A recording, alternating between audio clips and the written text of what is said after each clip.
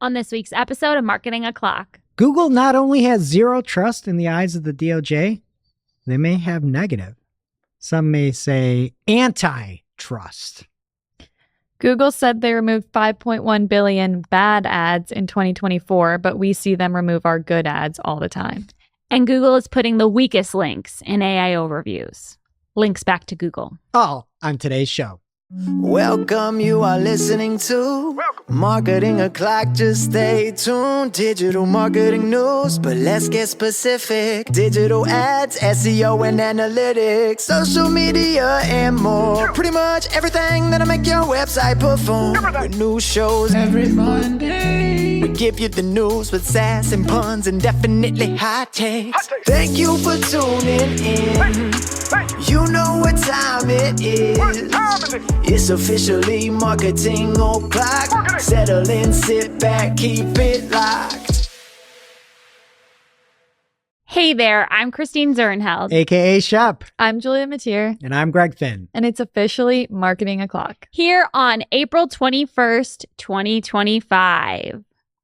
And we've got some big news. If you are just listening, you are not seeing the new set that we're sitting on with a wall of clocks and books. And microphones and coffee. Yeah, we have Kirk Williams over here on the bottom, Shep up there on the right. Or actually, it's the left for the viewers. It's out of print, so yeah. it says don't use broad match. It's a collectible. And the disco ball globe is really my pride and joy. I like the drippy clock. Mm-hmm. It's pretty cool too. And yeah, so we're going to be trying Monday releases. The main goal is just to get more news in. When we record on Wednesday afternoon, we have released on Friday, and we typically miss a full day of news and another half day and then all Friday because the show is out. So the thought process is we can get more relevant information quicker as we record on Friday and then release it early Monday for you.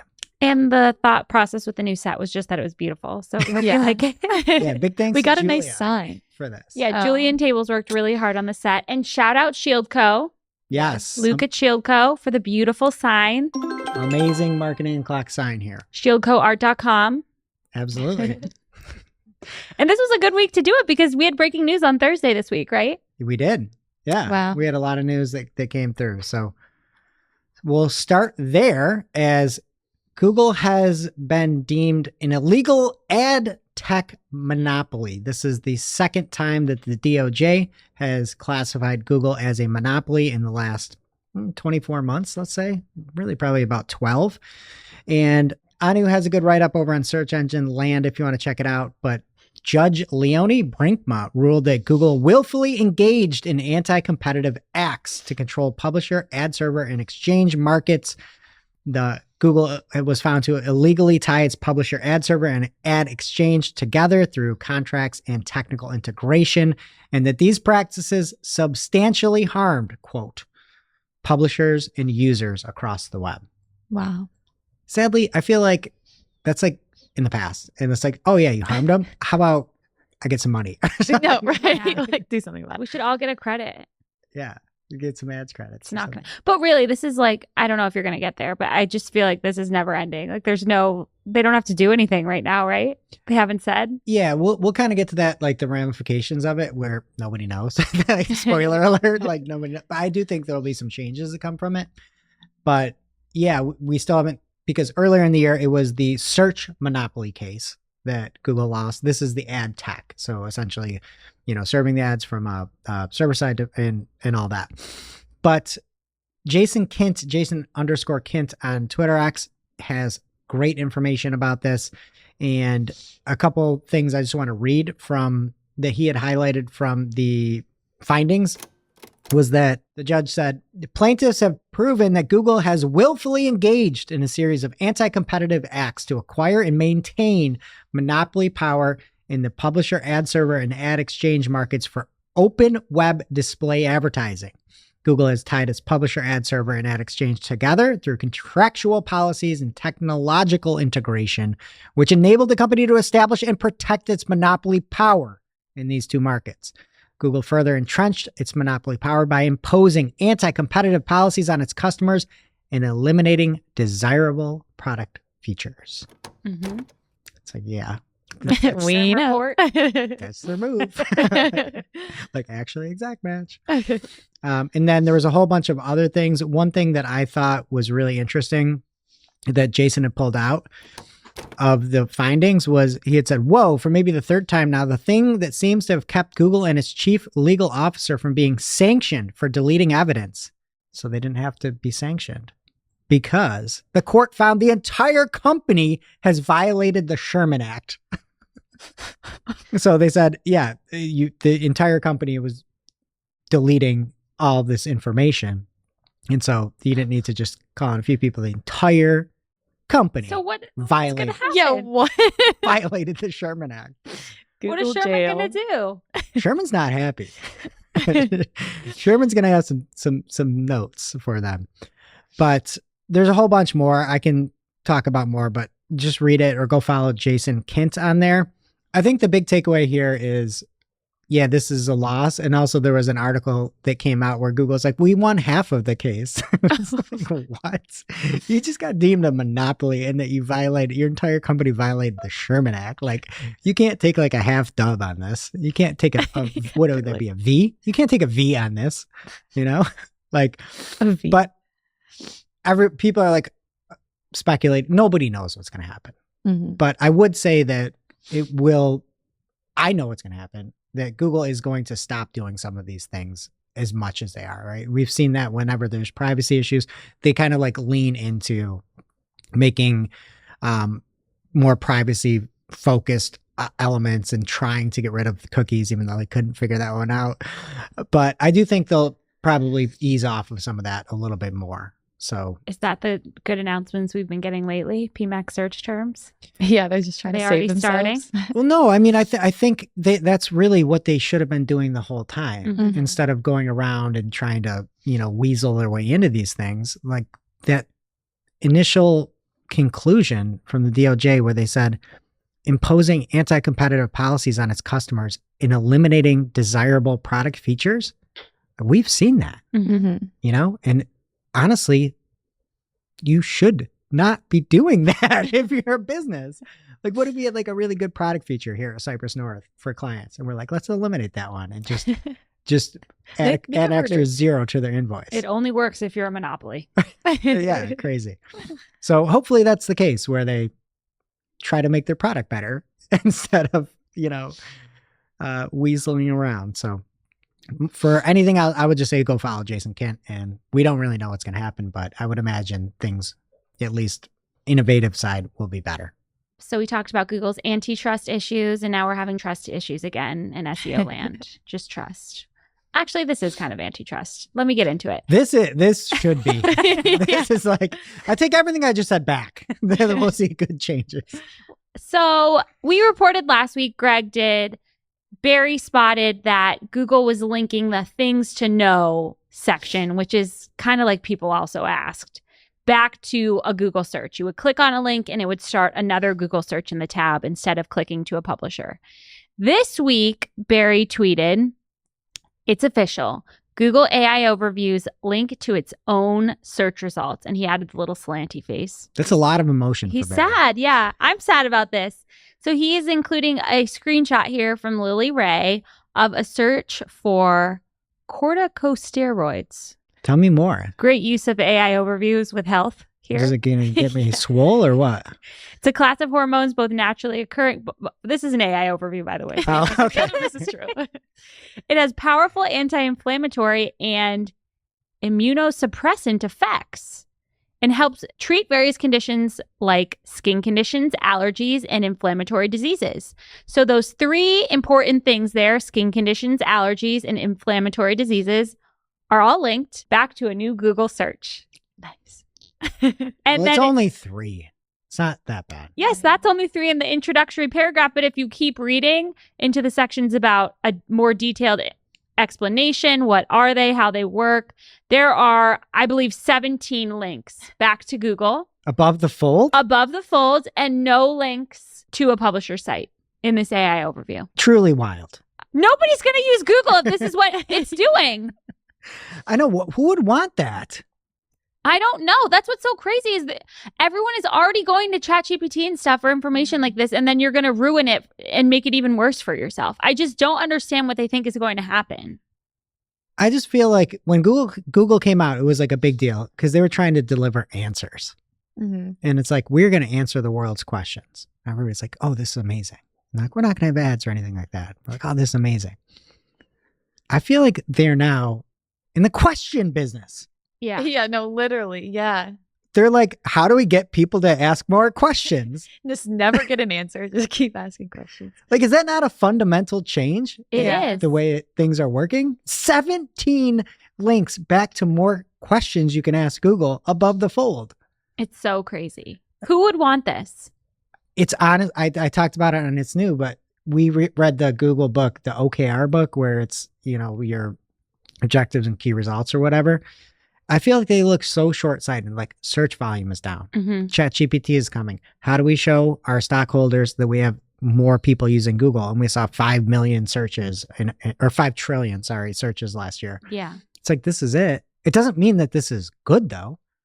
And then, do these all go to different places, or can you get into like a recursive loop with these? No, and then you would click on that, and then you'd be in another AI overview, and then you'd click on those links and go back to a Google To search. where you started, which is just, It's so crazy. I feel like instead of trying to put out something good, like we just talked about in the antitrust stuff, they're just trying to inflate search numbers. Mm-hmm.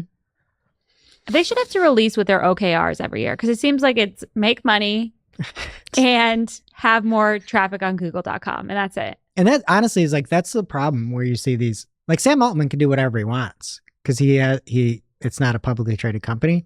And now It's a non-for-profit, right? no, it's not anymore.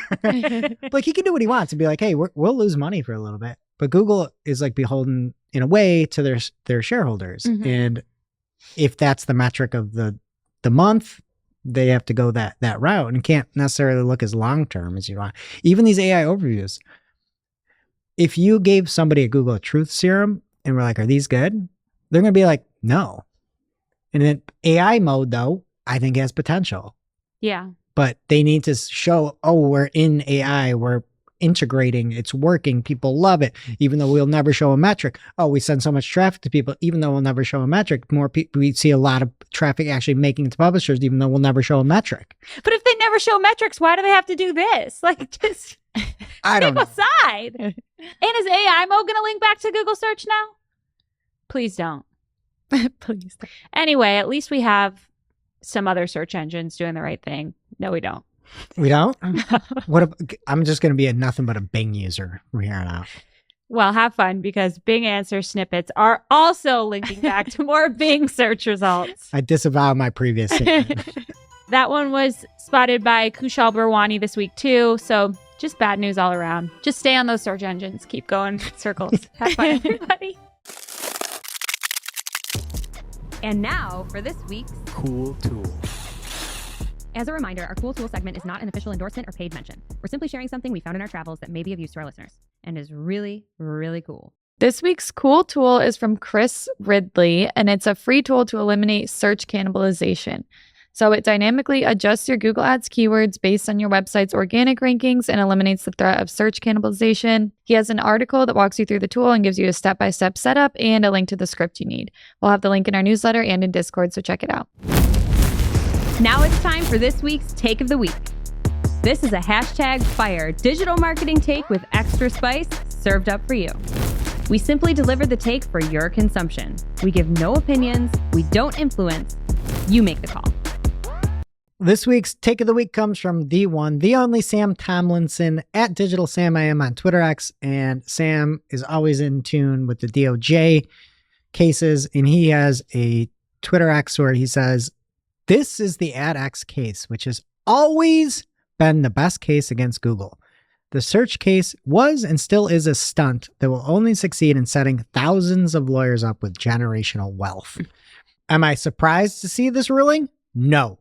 Do I think anything is going to happen for the foreseeable future?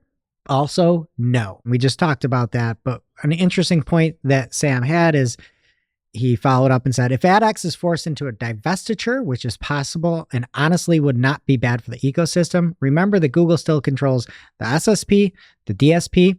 So the only thing this would do is force them to get rid of the exchange AdX, where transactions between their DSP and SSP are facilitated. At most, that represents a 3 to 5% loss in revenue for Google, which they'll make up 10x in Google Cloud, YouTube, Gemini, Workspace, and Chrome. Damn. From Sam. So, yeah, great take. And definitely give Sam a follow if you want more insightful information and not. And he's always talking about how he's never won a Clocksker. He probably has the most takes of the week by volume.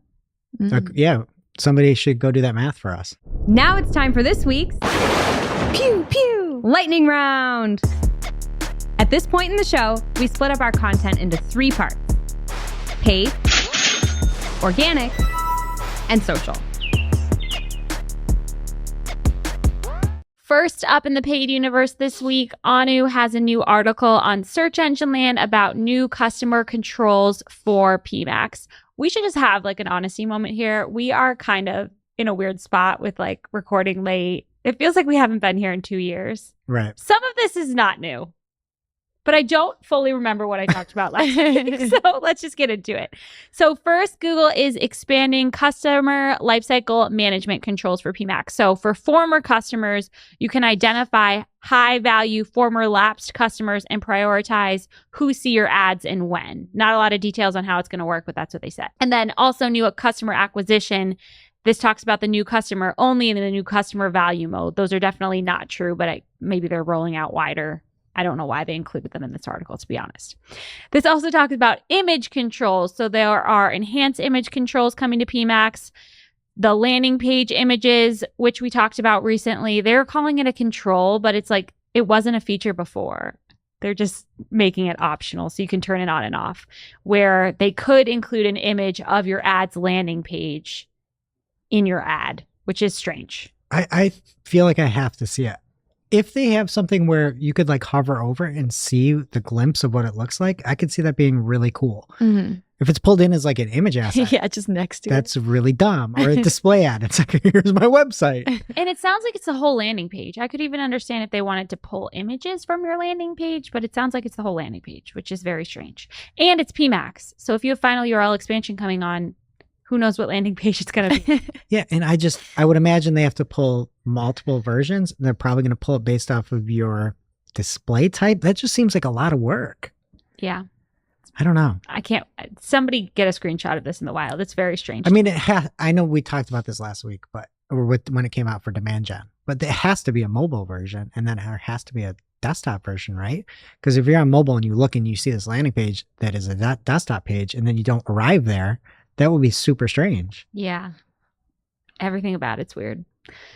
And this also talks about image enhancement. So the screenshot in the article was smart cropping. So they basically had a smart crop so it would work for Reels, your image, which go crazy. Next up, we have an update from Dario Zanoni. We haven't heard from him in a while, but I think it's on us. You got a new job. Congrats, Dario. Oh, congrats, Dario. Yeah, I was scrolling through and he had a lot of recent updates. I just haven't seen them for some reason. So I need to make sure I'm checking back more. So he is talking about a new demand gen video editing tool. It's going to help with manual edits. So all directly within the demand gen ad builder without needing to leave the platform. You're going to be able to crop videos to horizontal, square, and vertical ratios. And you can also trim videos from 5 to 300 seconds right in the platform. So that seems very handy. Adrian Decker found a new page about YouTube channel subscription goals for demand gen campaigns. And Google is giving some tips for how to grow your subscribers if you're using this goal. So most of them are pretty standard. They talk about using subscriptions as primary or secondary goals. They talk about linking your YouTube channel to Google Ads, obviously, using relevant audiences, yada, yada, yada. Then they say, choose maximize conversions or target CPA bidding, which I just thought was interesting because I thought they like hated target CPA in Google. They're always telling you not to use it. And this is one time they do. Huh. I love target CPA, but Google's always telling me to use value stuff. Yeah. But I guess every subscriber is the same, but. Yeah, I mean, I think it makes sense. I also just seems like at some point YouTube is all going to be demand gen, I would assume. It's just a Yeah. weird split to be like, oh, if you want to actually go after like a CPA or something, you don't use a YouTube campaign. You use that's hard for normal people to think like. Yeah. Mm-hmm. If you're not video heavy focused, it used to be really hard to figure out, to be honest. Like you would select a certain goal and then a campaign subtype, and that would determine what kind of ads you could have. And it like wasn't super clear when you were setting it up. So I like that. I think it's going to be easier for people to just set up a demand gen campaign. But also if you were very YouTube heavy, you're probably going to have some less control over how your ads appear. So that's a bummer. Next up, Tales from PPC Reddit. This is from user A Stormy Night. Night with a K. Whoa. I'm intrigued.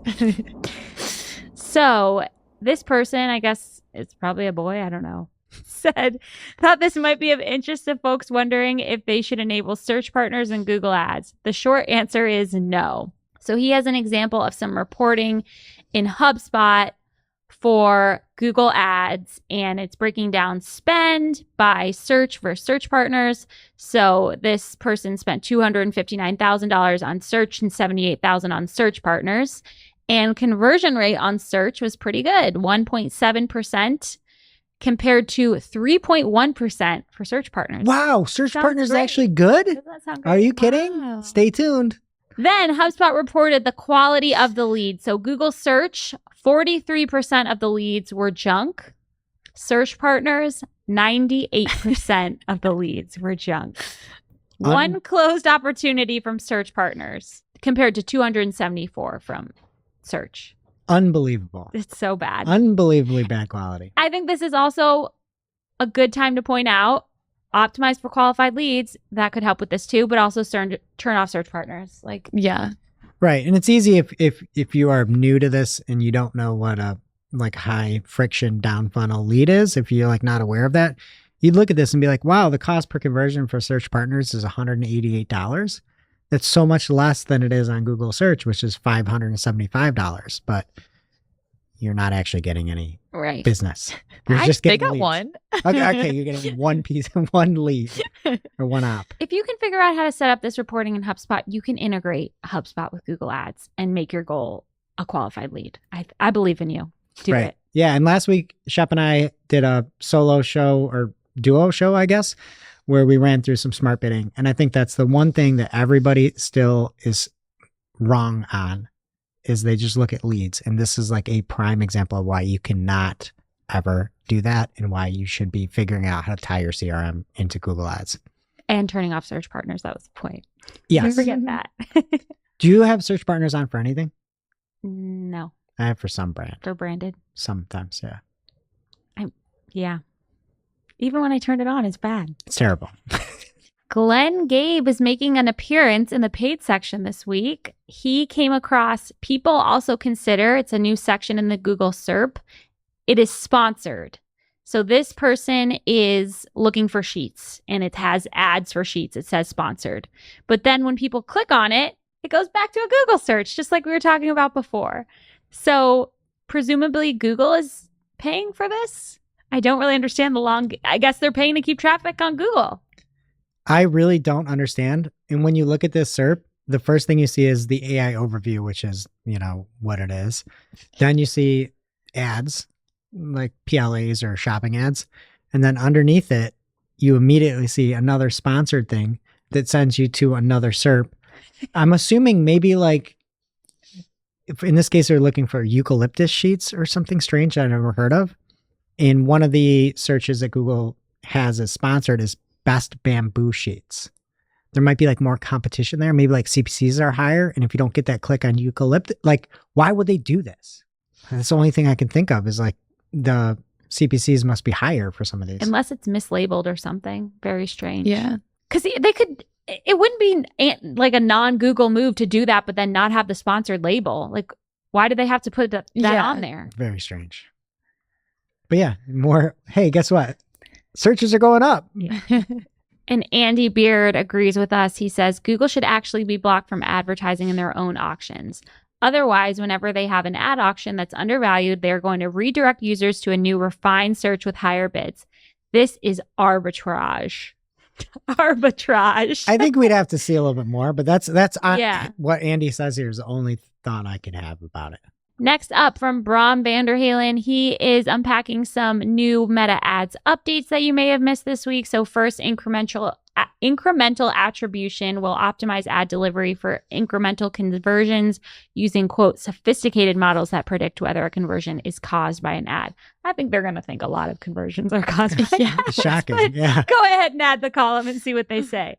Next up, conditional formatting is rolling out to ad accounts. So your most important metrics in Meta Ads Manager will have conditional formatting. That sounds really cool. He's also talking about flexible media updates. Meta now added that it uses technology to detect when important information might be cropped out of your image and not do that. Again, that's what they say. I don't know if you should trust them. And finally, Meta says they may now combine likes and reactions from similar ads if the text and images in those ads are similar or the same. And this is something that you can turn off, but I don't know why you would.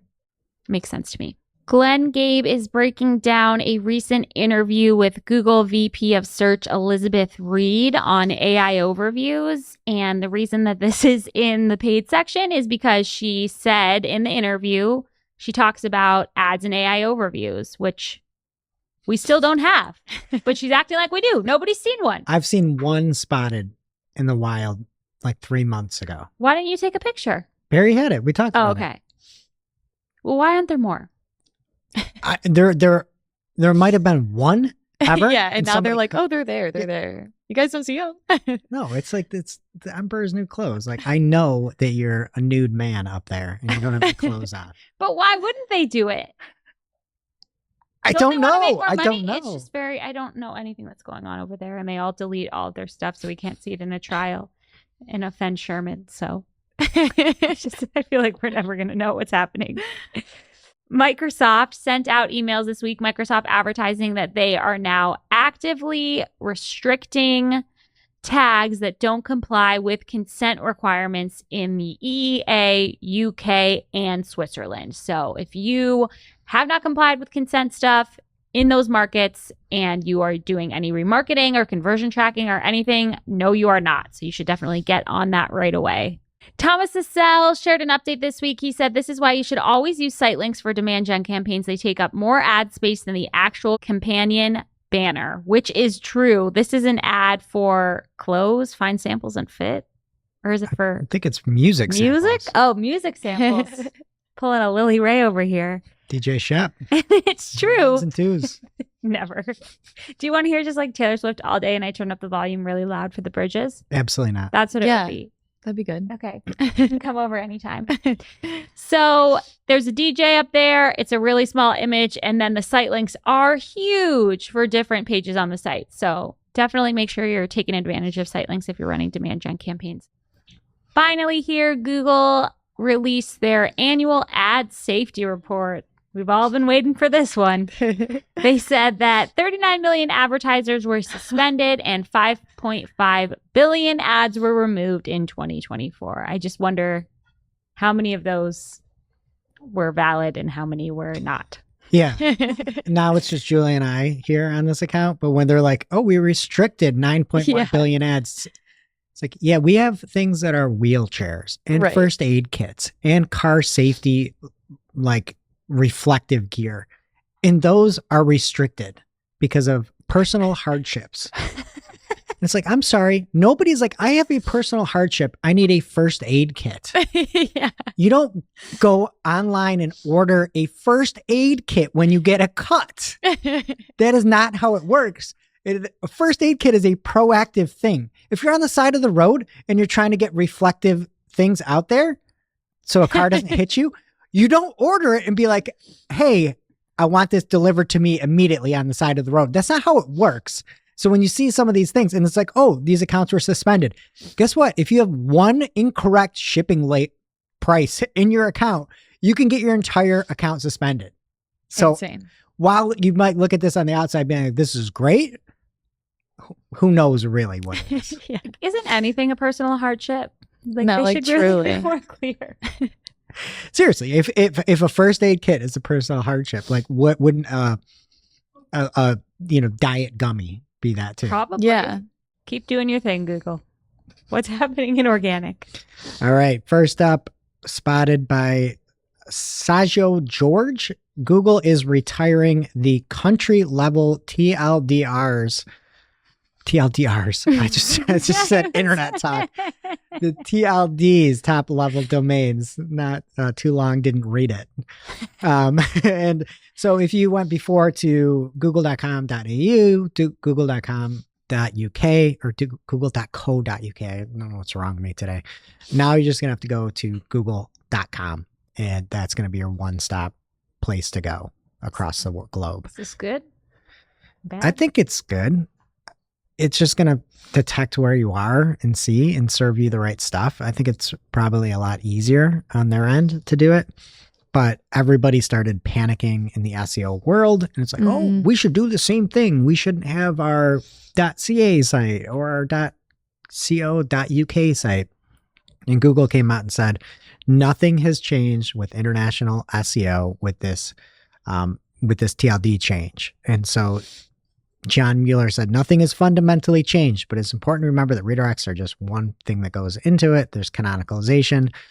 I also said I wouldn't recommend using Google's domains as a model that everyone and anyone else should copy for SEO purposes. Big companies have very unique quirks, which usually are not SEO tricks. Mm-hmm. So if you see this and you're like, oh, we got to just turn everything to .com, don't. All right. Additionally, Kiran Tana has spotted that Google is now advertising on Meta. Why, do you ask, that this is in the organic section here? Is because the advertisements take you directly to a search result for Google search. This is getting pathetic. Yeah, no, like truly. They're really paying to get people to use Google. They're paying their competitors, aka Meta, Yeah. to drive up search volume. Insane. This is so sad. Like, whose idea? Like, why? It's also a little bit of a flex, but hey, Meta, your clicks are so cheap, I can get more money if somebody like. And I'm assuming it's on higher dollar ones. The example that was found was solar panel installation, which I would assume is higher CPCs. But yeah, and then Brahm had jumped on the comments and said they have about 60 versions of this ad running right now with different search queries, probably based on most popular searches and retargeting based on topic interest.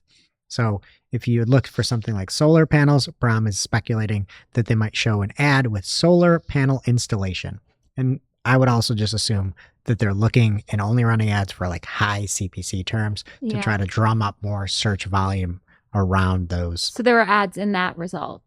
There were Google ads. I did not search, but I would assume something as lucrative as solar panel installation will have a lot of ads. I will look really quick. Solar panel installation above the fold. I see 1, 2, 3 ads. I do not see any organic search above the fold. So that is pretty crazy. Do you think they're using an agency to run these ads? I don't know if they need one. You guys need one? More search volume happening on Google via Meta. Similar to what Shep just reported, Google Maps came out with their reporting on how many spam results they've blocked. They have blocked 240 million fake reviews. I wonder how many real reviews they blocked. 70 million edits and 12 million fake listings in 2024. So edits? Yeah, because they don't let anyone make changes to Google My Business. It's the most irritating thing in the world. Truly. Editing Google My Business? Yeah, they just change everything you put in there. It makes me so upset every single day, but... Oh, it sounded like you just made an edit. Now they have blocked 70 million in one. Yeah. Is this from your experience with the restaurant Google My Business profile? Yeah. So annoying. We should shout out the burger. Or it's too late to vote, you said. Yeah, it is too late to vote. That would have been good, though. Dang. Julia's dad's restaurant is up for best burger in New York State. Yeah, so, you know. We got to make a trip. We should all go out there and try the burgers. Yeah, but we won't be able to add it to his Google business profile. So right, yeah. We'll just I actually did get the description of it updated. So luckily, we know her because we won't know when it opens because Google business profile is ineditable. Yeah, literally. My family has a restaurant too, and they're only open in the summer. And it said all winter that they were open because they just can't figure out how to use Google Business Profile. I think that turning it off should be. They love small businesses. It's funny. You're like a hot dog heir and you're like a burger heir. Yeah. Heiress. We serve burgers too. Well, Whose are better? we serve hot dogs. too. Ours are like very thin. Oh, wow. What brand? I couldn't tell you. I don't know. It's very rare, but for the kids, Are they microwave? I don't know. From Barry Schwartz, he has an article talking about people are being given an invite to be able to edit their brand profile on search. We heard about this at Google Marketing Live last year. It hasn't really rolled out. I feel like they're trying to push some of these things that they've been touting and we just have never seen, even like some of the ads in AI overviews, even though we still aren't seeing those. But I am seeing a few brand profiles. It's like the big takeover, like full horizontal width for a brand. I think this is phenomenal. We did talk about it last week that in some examples that were spotted in the wild, there weren't really like clear links to the website, which could be concerning, but you should just probably check that and see if you have access to it. And then you can claim your brand profile and punch it up as you see fit. Also, Google is dropping the reviews and ratings for school listings on search and maps. They're just quitting. Schools? Yeah, so if you went to a university and you left a review, those are going to be gone. Why? So if your school's associated business profile will no longer allow reviews and ratings, it's a change for general educational school listings all over the world to prevent unhelpful or prank reviews. There's one thing we know about Google. They have a big problem with reviews and even something as simple as a downvote. If you remember one time on YouTube, they got rid of the dislike button because they couldn't figure out how to get rid of the massive influx of a downvote attack that people would have or dislike attack. So apparently people are leaving prank reviews, and as good as they just touted themselves on removing spam, they're not that good because they can't remove the pranks. So they're just going to close it all down. So you can't leave any reviews about a school or a building or anything like that. They're just going to quit. You know, when the going gets hard, you quit. Because especially for like a university that costs tens of thousands or hundreds of thousands of dollars, we don't want reviews for that. No reviews, nothing about building, nothing about door, nothing that could be helpful. No, but maybe I could offer you a new search query where you might be able to go somewhere else and find information. Reviews up. Also, Gemini Advanced users will have access to VO2, and that is the video generation tool. Heard good things about it. You can also use it via their Whisk version, the AI experiment that allows you to make images. It's fairly strange, but you can try it there. Tables and I were trying to make some stuff. ChatGPT is better. Although I haven't tried the video aspects of things. So that is it in organic. What's happening in social, Julia? OpenAI is building their own social network. So there's allegedly a prototype that focuses on ChatGPT's image generation and then has a social feed. No one's really sure yet if it'll ever be released to the public, but it seems like it's causing a bit of drama with Elon and Mark. So sad for them. Not really, but... Next, TikTok has added new options to verify your ads performance with video and profile feed exclusion lists. So the video lists enable advertisers to exclude specific video IDs from appearing next to their ads, and then profile exclusion lists allow them to exclude specific profile pages by username from serving next to their profile feed ads. So it seems like it's a good update, but just annoying to go through and find all those individually. TikTok is also adding reviews on selected location tagged videos in the app. So you can essentially just like leave a comment, but reviews have their own tab and you can go through and like and read people's reviews. Do they have them for schools? Maybe. There you go. I bet there's a lot of spam there. A lot of pranks. TikTok also added community notes to complement fact checking that they call footnotes. It's basically the same thing as the X community notes. It factors in the bias of each contributor, and then footnotes that meet the threshold for helpful will be visible to the community, at which point everyone else can vote on it. Instagram updates. They're testing new sorting filters for Reels feed, so you now can sort by latest or most viewed. I need the one to sort by what I've already seen. Whoa, why? Because I'll watch something that I want to show someone and then I can't find it. Like TikTok it. has it. Like it. I don't like anything. I always do that, so I can go back. Sometimes I just scroll through my likes just to like laugh. The new thing where you can see your friends' likes is strange. Do you On ever use that? TikTok? No, on Instagram. Sorry. I feel like you always could. Like see what your friends liked? Well, you have that specific feed where you can be like, oh, Julia liked this. Yeah. That's kind of creepy. It's just I also feel like I accidentally like things. A Oh, lot. yeah. Yeah. I feel like that causes drama. I just can't like anything anymore. Yeah, the girlfriends are gonna love that. Yeah. What? You See like what your man's post? liked. I was like, here's a baseball training hitting video. And like, More Reels news. They added a blend option, which lets you create a shared feed of recommended Reels with a friend or a group chat. So the feed then just becomes a combination of Reels based on each person's suggested Reels, and you can see who each one was suggested for. I think this is fun. Yes, it's Yeah. gonna be perfect for my high school dance friends and all of our High School Musical reels. That you send to each other? Yeah. Wow. The whole, yeah. You should have seen Rory McIlroy being compared to Troy Bolton. They were having him like react to the Masters, and it was pretty Oh, I good on saw it. that. So And it was like good. Troy Bolton walks so he could run or whatever. good. Yeah. who even is Troy Bolton? Are you kidding me? No clue. Golfer? My first boyfriend. Yeah. Where would I see? T is for Troy. Are you kidding? I have zero idea who Troy Bolton. High It School sounds like a Musical Lannister. 1, 2, and 3. It's Zac Efron's breakout role, except Drew Seeley was doing the singing in the first movie. So it's Zac Efron? Yeah. Oh, I didn't know that. Never seen High School Musical? You should really watch. Have you never seen It's that? honestly like the most important movie ever. It made. truly The most important. Yeah. Yeah, I think of it like shaped it's I think it's High School Musical number 2, High School Musical number 1, and then Schindler's List. Yeah. That's how it goes? Mhm. It's Most- really good. You should watch and report back. You should. Honestly, I drink thick water. I'm not a musical person. But it's High School Musical. I'm not a high it's school better. person. I'm like not into high school. You watched Halloween Town and you won't watch High School Musical? You watch a movie for me? Yeah, Schindler's List. I've already seen it. No. All right, I'll come up with a movie for you. Okay.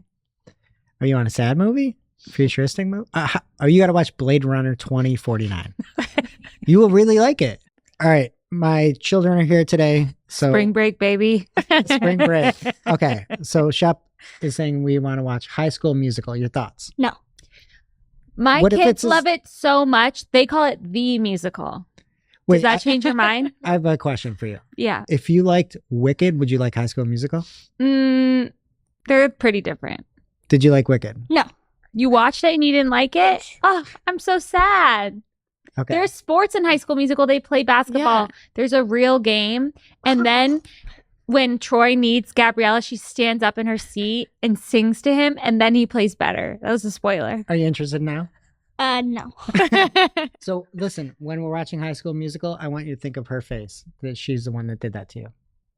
You might actually like it. If you watch High School Musical 2, there's a baseball number. It's called I Don't Oh, yeah. Dance, and they use the bats as props. Okay. You will love it. What are the? Yeah. All right, thanks, man.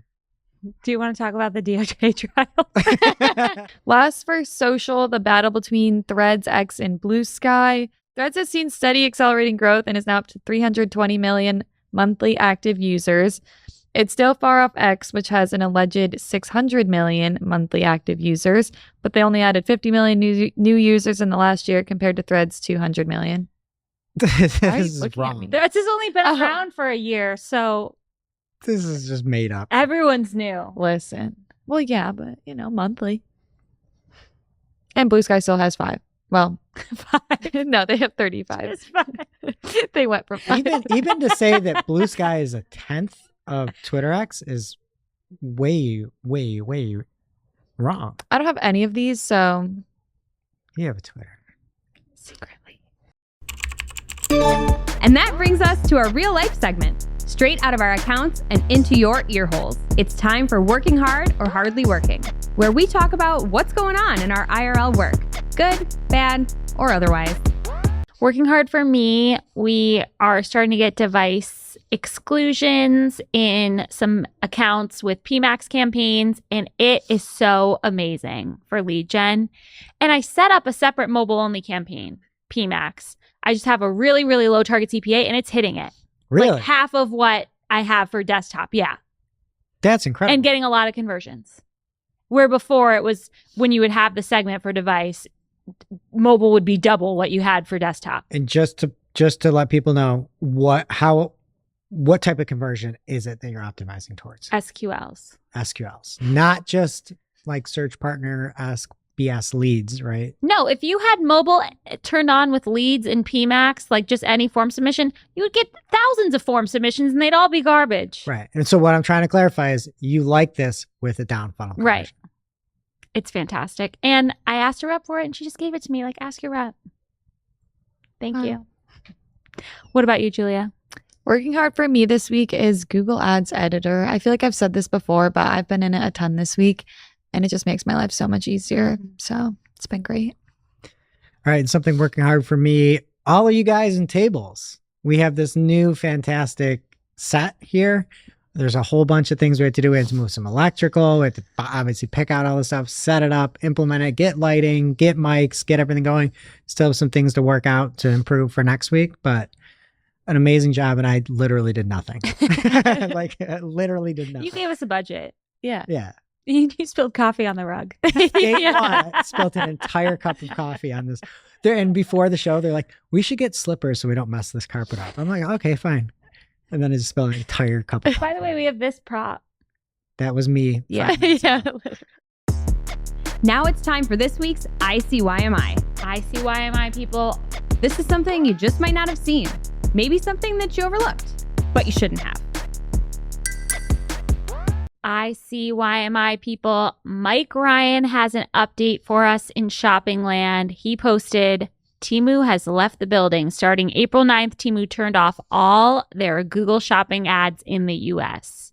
So this seems like it's probably related to the tariffs. Yes. And when you're charging like 29 cents for a top, I don't know how you could pay for the tariffs. So makes sense. And then as we are recording this on Friday, he posted another update. He says another one bites the dust. Shein has now exited Google Shopping in the US. Good news for anybody D2C, especially in all the weird things they sell. Yeah, might be a good time. Am I getting my clothes soon, by the way? I haven't ordered them yet. Just don't leave the people waiting. We need to give them an update. Yes, I will. It's supposedly prioritize that. happening. I haven't gotten everybody's orders and then they're in different spots. And then I'm like, looking at it, I'm like, this is going to be 30 minutes. For anyone that missed it, I will was do it. complaining about my clothes. I thought you were. Well, And- like I'll just do it. oh, yeah. Okay. I was complaining about like picking out outfits for the show, and Greg said that the team is going to curate some Temu looks for me We that have I will wear. most of them in different places somewhere Okay, that need to be found and purchased. can't wait. The price of all the products, though, however, jumped from $10 a shirt to $134 a shirt. Why? I'm joking. Way. Oh, I was like, no way. Now it's time for our must-read marketing article of the week. An article so advanced, so in-depth, so detailed that we simply cannot cover it in its entirety on today's show. This week's must-read marketing article of the week is called How to Use Brand Exclusions and Inclusions to Control Branded Search by Shep Zernheld. Oh, wow. I didn't know I was getting a shout At out. Cypress North. And you can tell this isn't an AI generated piece of content by the first sentence here. The first sentence reads, in 2004, JoJo was telling her ex to leave, parentheses, get out. Yeah, you said it. But Google Ads was just starting to let brands get in on their competitors' branded keywords. That's Yeah, which I great. said, I forget. Also, in you weren't doing Google Ads in 2004. You couldn't No. buy branded ads ever. It was like a big no in Google Ads. You would get everything shut off. You could only do it with Microsoft Advertising. But I was listening to JoJo. Who's JoJo? The artist in question, she's get out. Oh, I thought it was a Housewives reference. No. It's the song. Well, anyway, this article is fantastic because it talks about what brand lists are, how you can create them, what are the brand exclusions, inclusions, limitations, which is very complex.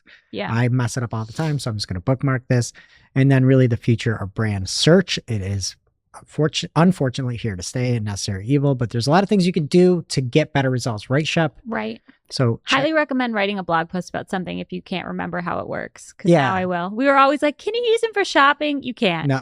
Check that out over on cypressnorth.com. Thank you, Christine. And now on to our playlist of curated songs to work to, which you can find over at playlist.marketingoclock.com. This week, I will be adding The Interlude by one Kelsey Ballerini. Julie and I went to the concert. We did not sit together, but we did hang out. And You went together? not together, but Oh, you made it sound like you had this big shindig and you just we left hung me out on. before and after. Julia was Yeah. at a bar after and told me where she was and told me to come. Yeah. Okay. She thinks I'm hip. I must have missed my invite. I don't see it here. Well, you were in Rochester and you don't like Kelsey Ballerini, but you might like this song because she's literally rapping. And I know every word now. I memorized it last week. Fantastic. Julia? I'm going to add Leave Get Out by JoJo. All right. Greg? And I'm going to add Hell's Bells by AC/DC right in line with your two songs. All right. That does it for today's show. It is now officially not Marketing O'Clock. Thanks for listening. We miss you already. I can't wait to see you next week. Thanks for listening to Marketing O'Clock. If you're looking for more information on today's topics, head over to marketingoclock.com/newsletter to receive every single article we covered. We share the news as it breaks in our Discord community. Head over to community.marketingoclock.com to join.